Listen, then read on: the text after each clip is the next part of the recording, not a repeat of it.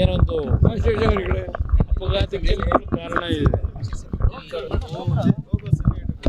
ಇತ್ತೀಚಿನ ದಿನಗಳಲ್ಲಿ ರಾತ್ರಿ ಸಂದರ್ಭದಲ್ಲಿ ಪ್ರಯಾಣ ಮಾಡ್ತಕ್ಕಂಥ ಮತ್ತು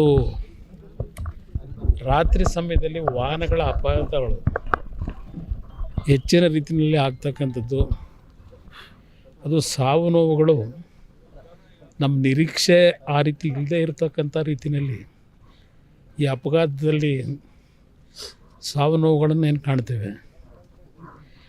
ನಿನ್ನೆ ದಿನದ ಘಟನೆ ನಿಜಕ್ಕೂ ಅತ್ಯಂತ ದುಃಖ ತರತಕ್ಕಂಥ ವಿಷಯ.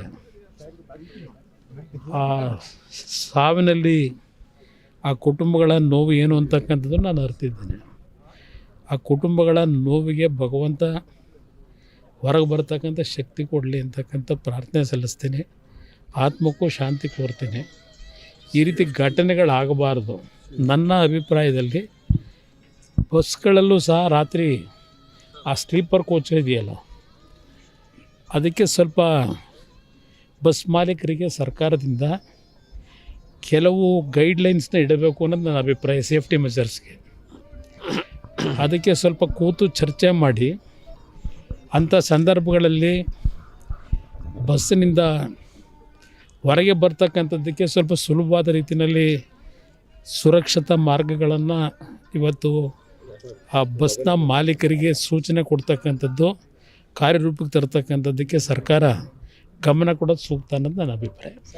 ಕೇಂದ್ರ ಸರ್ಕಾರ 2 ಲಕ್ಷ ರೂಪಾಯಿ ಪ್ರಧಾನಮಂತ್ರಿ ಘೋಷಣೆ ಮಾಡಿದೆ.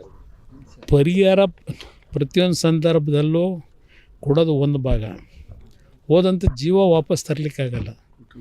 ಆ ಹಿನ್ನೆಲೆಯಲ್ಲಿ ಸರ್ಕಾರ ಇವತ್ತು ಕೆಲವು ನಿಯಮಾವಳಿಗಳನ್ನು ಆ ಬಸ್ ಮಾಲೀಕರಿಗೆ ಇವತ್ತು ಜಾರಿಗೆ ತರ್ತಕ್ಕಂಥದ್ದಕ್ಕೆ ಸೂಚನೆ ಕೊಡಬೇಕು ಅನ್ನೋದು ಸಿಎಂ ಕಿತ್ತಾಟ ಅದು